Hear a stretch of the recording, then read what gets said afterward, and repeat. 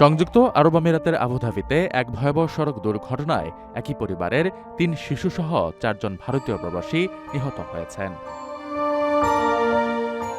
রোববার ৪ জানুয়ারি ভোররাতে পরিবারটি যখন লিয়া ফেস্টিভ্যাল উপভোগ শেষে বাড়ি ফিরছিল, তখনই এই মর্মান্তিক দুর্ঘটনাটি ঘটে। এতে ঘটনাস্থলে ভারতের কেরালার বাসিন্দা আব্দুল লতিফের ৩ পুত্র আসাজ, আম্মার এবং আয়াস এবং তাদের পরিবারের গৃহকর্মী বুশরা প্রাণ হারান। দুর্ঘটনার তীব্রতায় গাড়িটি সম্পূর্ণ দুমড়ে মুচড়ে যায়। এই ঘটনায় আব্দুল লতিফ, তার স্ত্রী রুকসানা এবং তাদের অপর ২ সন্তান এজ্জা ও আজ্জাম গুরুতর আহত হয়েছেন। চিকিৎসকরা জানিয়েছেন, আহতদের মধ্যে এক শিশুর অবস্থা অত্যন্ত আশঙ্কাজনক। তাদের দ্রুত উদ্ধার করে স্থানীয় হাসপাতালে ভর্তি করা হয়েছে এবং প্রয়োজনীয় জরুরি চিকিৎসা দেওয়া হচ্ছে। স্থানীয় পুলিশ দুর্ঘটনার কারণ অনুসন্ধানে তদন্ত শুরু করেছে।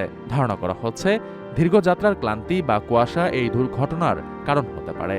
প্রবাসে একই পরিবারের ৩ ফুটফুটে সন্তানসহ ৪ জনের এমন আকস্মিক মৃত্যুতে স্থানীয় ভারতীয় কমিউনিটিতে গভীর শোকের ছায়া নেমে এসেছে। ওমানের সেরা রেট দিচ্ছে বাংলাদেশি প্রতিষ্ঠান গালফ এক্সচেঞ্জ।